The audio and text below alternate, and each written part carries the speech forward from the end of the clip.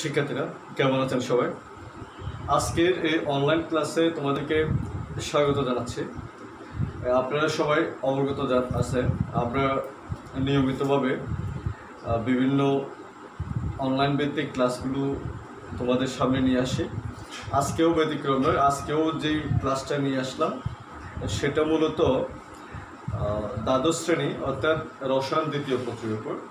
আমি রসায়ন দ্বিতীয় পত্রের বিভিন্ন টপিকের উপর আলোচনা অলরেডি তোমাদেরকে দিয়েছি। আজকে যে বিষয়টা মূলত নিয়ে আসলাম সেটা হলো আমাদের সৃজনশীল যে প্রশ্ন থাকে তার মধ্যে জ্ঞান এবং প্রয়োগ অর্থাৎ এই দুইটা ধাপের মধ্যে প্রশ্নটা থাকে। তো আজকের যে আলোচনা সেটা কি আমরা একটু দেখে নেব। আমি আসলে লিখলাম পরিবেশ রসায়নের নাইট্রোজেন ফিক্সেশন ও শিল্পের গ্যাসীয় বর্জ্য অর্থাৎ দূষক নিয়ে, অর্থাৎ এই দুইটা বিষয়ের উপর আমি আজকে একটু আলোচনা করব। তো প্রথমে যেটা আমরা আলোচনা করব সেটা হলো নাইট্রোজেন ফিক্সেশন। আসলে নাইট্রোজেন ফিক্সেশনটা কী এবং সেটার সাথে আমাদের পরিবেশের যে সম্পর্ক সেটা আজকে আমি আলোচনা করব। পাশাপাশি কিছু দূষক অর্থাৎ যে দূষকগুলো আমাদের একটু জানা দরকার আছে ওইগুলো নিয়ে একটু কথা বলবো। তো সেক্ষেত্রে আমি শুরু করি। প্রথমে যেহেতু নাইট্রোজেন ফিক্সেশন বলছি তাহলে আপনারা এখানে অবশ্যই অবগত আছেন যে এখানে নাইট্রোজেনের একটা কথা আসলো নাইট্রোজেন। তো আমি প্রথমে নাইট্রোজেন সম্পর্কে একটু প্রাইমারি কথা বলি। নাইট্রোজেনকে মূলত এজেন্ট হিসাবে চিহ্নিত করা হয় বা নিষ্ক্রিয় মৌল হিসাবে চিহ্নিত করা হয়। কারণ এটা খুব সহজে অন্য কোনো মৌলের সাথে যুক্ত হতে চায় না। তবে আমরা স্বাভাবিক যে ঘটনা দেখি, যেমন বজ্রপাতের সময় আপনারা সবাই জানেন মেঘের সাথে মেঘের যে সংঘর্ষ এবং এই প্রচণ্ড গতিতে সংঘর্ষের ফলে যে বজ্রপাত তৈরি হয়, এখন ওই বজ্রপাতের ফলে আমরা সচরাচর দেখি ওই স্থানের তাপমাত্রা প্রায় 3000 ডিগ্রি সেলসিয়াসের মতো হয়। এটা আপনি একটু মনে রাখবেন, ওই স্থানের তাপমাত্রা প্রায় 3000 ডিগ্রি সেলসিয়াসের মতো হয়। এখন স্বাভাবিক তাপমাত্রায় বা সাধারণ তাপমাত্রায় বায়ুর যে নাইট্রোজেন এবং অক্সিজেন তারা কিন্তু পরস্পরের সাথে কোনো অবস্থাতে বিক্রিয়া করে না স্বাভাবিক তাপমাত্রায় বা সাধারণ তাপমাত্রায়। তো এই নাইট্রোজেনের সাথে আরেকটা যৌগের কথা বললাম সেটা হলো অক্সিজেন। এখন এই বায়ুস্থ অক্সিজেন নাইট্রোজেন মূলত বজ্রপাতের সময় অর্থাৎ যখন উচ্চ তাপমাত্রায় পৌঁছায় তখন নাইট্রোজেন আর অক্সিজেন পরস্পরের সাথে বিক্রিয়া করবে এবং এই নাইট্রোজেন ও অক্সিজেন পরস্পরের সাথে বিক্রিয়ার মাধ্যমে প্রথমে নাইট্রাস অক্সাইড তৈরি করে এবং ওই অক্সাইড পুনরায় অক্সিজেনের সাথে যুক্ত হয়ে নাইট্রোজেন ডাইঅক্সাইড গঠন করে এবং এই ডাইঅক্সাইড নাইট্রোজেন ডাইঅক্সাইড বায়ুস্থ জলীয় বাষ্প অর্থাৎ পানির সাথে বিক্রিয়া করে নাইট্রিক অ্যাসিড গঠন করে। এখন এই নাইট্রিক অ্যাসিড যখন লঘু হয় অর্থাৎ বৃষ্টির পানির সাথে আমাদের ভূপৃষ্ঠে পতিত হয় তখন আমরা এটাকে অনেকটা অ্যাসিড বৃষ্টি বলে থাকি। এখন এই কারণে অর্থাৎ এই যে নাইট্রিক অ্যাসিডটা ভূপৃষ্ঠে পতিত হলো এই কারণে নাইট্রোজেনটা কিন্তু ভূপৃষ্ঠে চলে আসলো অর্থাৎ বায়ুমণ্ডল থেকে ভূপৃষ্ঠে চলে আসলো।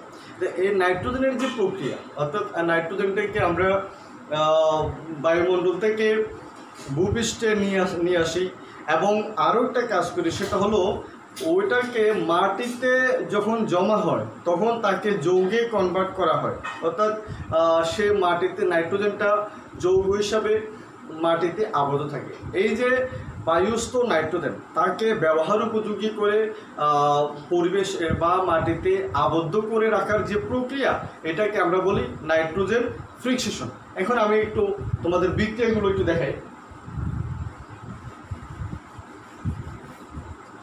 বায়ুস্থ নাইট্রোজেন এবং অক্সিজেন প্রায় 3000 ডিগ্রি সেলসিয়াস তাপমাত্রায় নাইট্রাস অক্সাইড গঠন করে। এখন এই নাইট্রাস অক্সাইড আবার অক্সিজেনের সাথে যুক্ত হয় 50 ডিগ্রি সেলসিয়াস অর্থাৎ স্বাভাবিক তাপমাত্রায়। যুক্ত হয়ে নাইট্রোজেন ডাইঅক্সাইড গঠন করে। এখন এই নাইট্রোজেন ডাইঅক্সাইড জলীয় বাষ্প সাথে যুক্ত হয়ে নাইট্রিক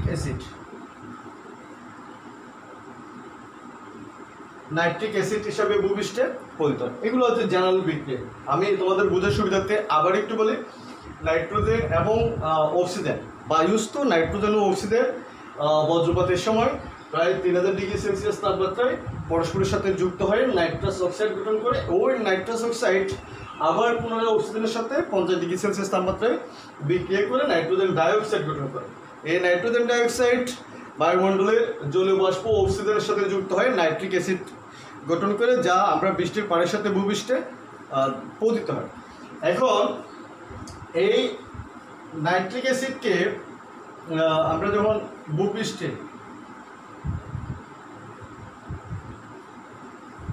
ভূপৃষ্ঠে পতিত হয়, তখন এই বায়ুর এই নাইট্রোজেনটাকে আমরা মাটিতে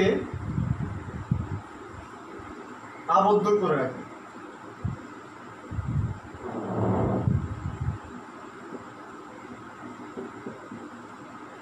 এই আবদ্ধ করে রাখার এই প্রক্রিয়াটাকে আমরা বলতেছি নাইট্রোজেন ফিক্সেশন। বায়ুস্থ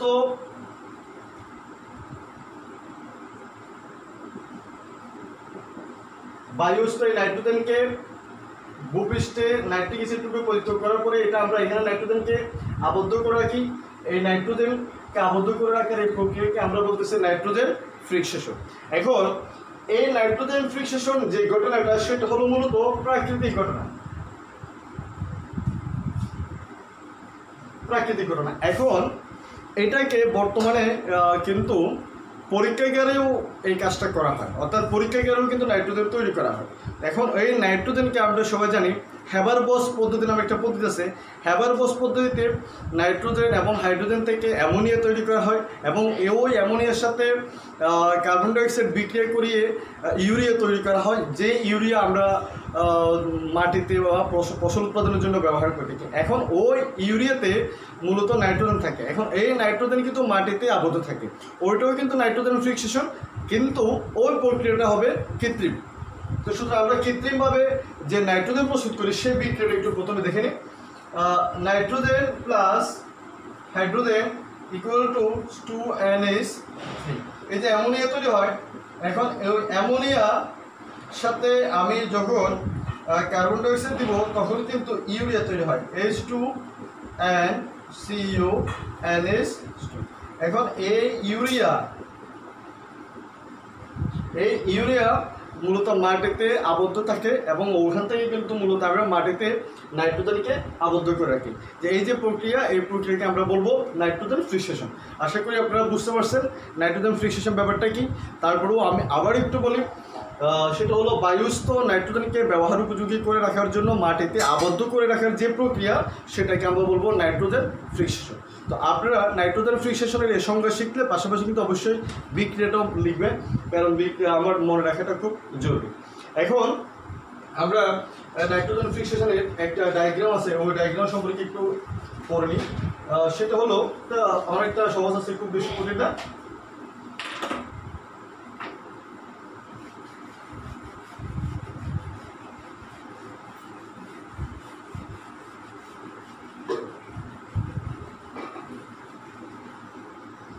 আমরা এগুলো আমি একটু সংক্ষেপে বলি। প্রথমে আসে আপনাদের বায়ুমণ্ডল।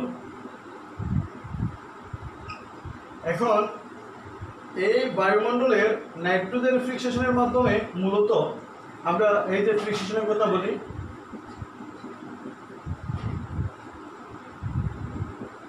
নাইট্রোজেন ফিক্সেশন যে ঘটে সেটা মূলত এই নাইট্রোজেনটা মাটিতে জমা হয়।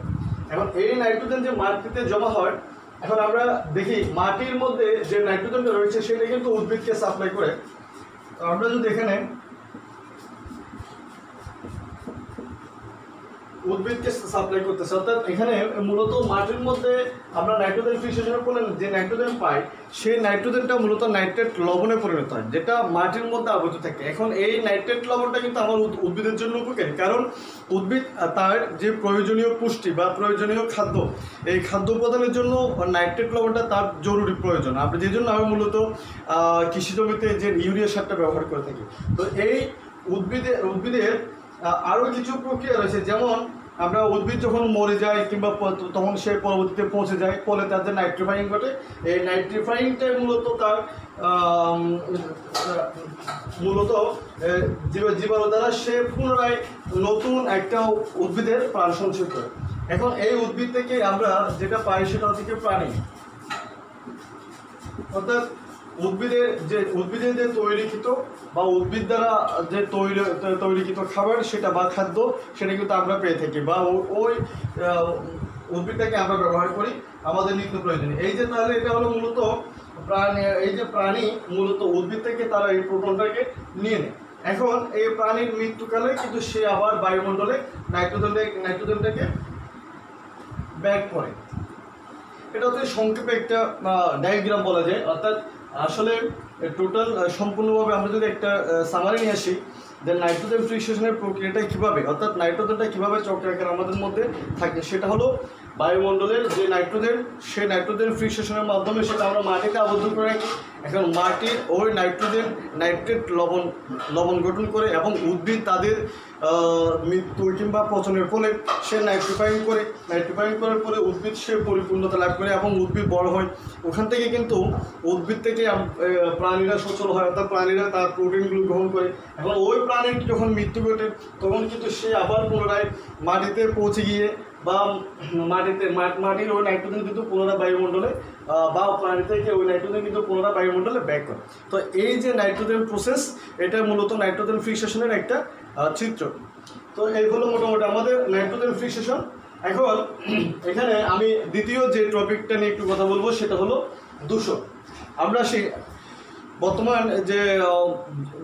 বর্তমানের যুগের কথা যদি বলি, আমরা এখন জানি শিল্পের একটা ব্যাপক প্রসার ঘটে। এখন শিল্পের এই প্রসারের মধ্যে আমরা কিছু ক্ষতিকর জিনিস যদি দেখি, যেমন কিছু যৌগ আছে যেগুলো বায়ুমণ্ডলের সাথে বা পরিবেশের সাথে মিশে অনেক বেশি দূষণ ঘটে।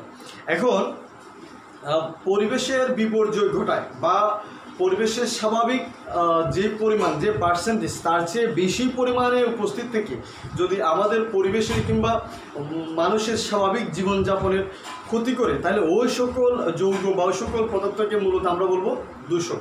অথবা পরিবেশের যে সকল উপাদান বা স্বাভাবিক প্রাচুর্যের চেয়ে বেশি পরিমাণে উপস্থিত থেকে পরিবেশকে হুমকির মুখে ঠেলে দেয় বা পরিবেশকে বিপর্যয় ঘটায়, ওই সকল পদার্থকে আমরা বলি দূষক। এখন আসলে বায়ুমণ্ডল ছাড়া আমাদের অস্তিত্বের কথা চিন্তা করা যায় না। বায়ুমণ্ডলে আমরা জানি অনেক গ্যাসীয় উপাদান রয়েছে, কিন্তু তার মধ্যে কিছু গ্যাসীয় উপাদান আমাদের জন্য অবশ্যই কি উপকারী। যেমন আমাদের জন্য প্রাণীদেহের জন্য অক্সিজেন দরকার আছে, আবার উদ্ভিদ দেহের জন্য কার্বন ডাই অক্সাইড দরকার আছে। এগুলো কিন্তু বায়ুমণ্ডলের জন্য আমাদের খুব গুরুত্বপূর্ণ একটা উপাদান। কিন্তু এমন কিছু উপাদান আছে যেগুলো আমরা শিল্প থেকে পেয়ে থাকি, আমাদের পরিবেশের জন্য ক্ষতিকর। ওই সকল পদার্থকে আমরা বলবো মূলত দূষক। এখন এই যে দূষকের কথা বলি, এটা কিন্তু মূলত দুই ধরনের হয়। দুই ধরনের মধ্যে একটা হয় আপনার প্রাইমারি দূষক,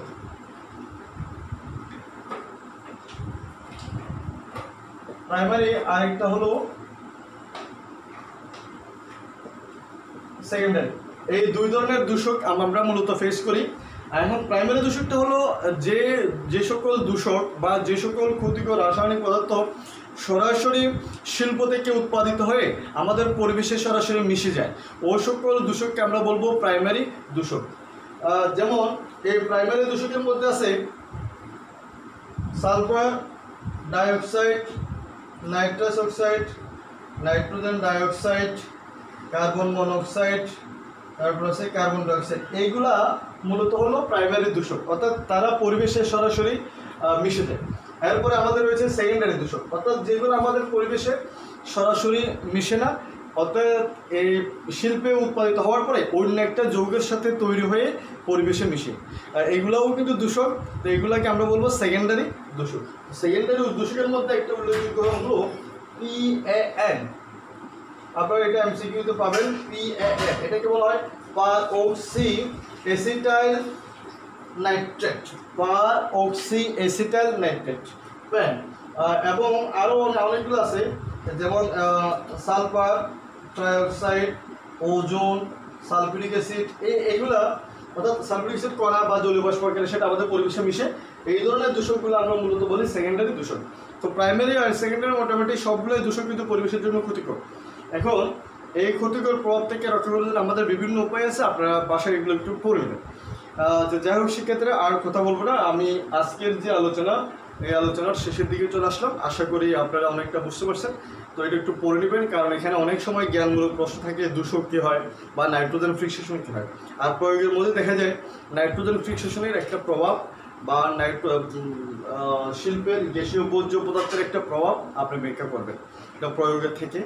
তো সুতরাং আর নাইট্রোজেন ফিক্সেশনের যে চক্রটা, সেই চক্রটাও একটু মুখস্থ করবেন, এটা আপনারা অনেক সময় কাজ দিবে। তো যাই হোক, কথা বলবো না, সেক্ষেত্রে আপনারা আজকের টপিক যেটা আছে সেটা একটু দেখে ভালো করে পড়ে একটু শিখে নেবেন, এটা আশা করি। পাশাপাশি সবাই অনেক বেশি সুস্থ থাকবেন, ভালো থাকবেন। আবার নেক্সট আমাদের আগামী যে ক্লাস, সেই ক্লাসে আমি আবার প্রথম পত্র নিয়ে কথা বলবো। তো আমি একটু ধারাবাহিকভাবে প্রথম পত্র দ্বিতীয় পত্র দুইটাই সমন্বয় করার চেষ্টা করি, যাতে উভয় বর্ষের শিক্ষার্থীরা মোটামুটি উপকৃত হয়। তো সবাই ভালো থাকবেন, সুস্থ থাকবেন। আজকের মতো এখানে শেষ করলাম। ধন্যবাদ সবাই।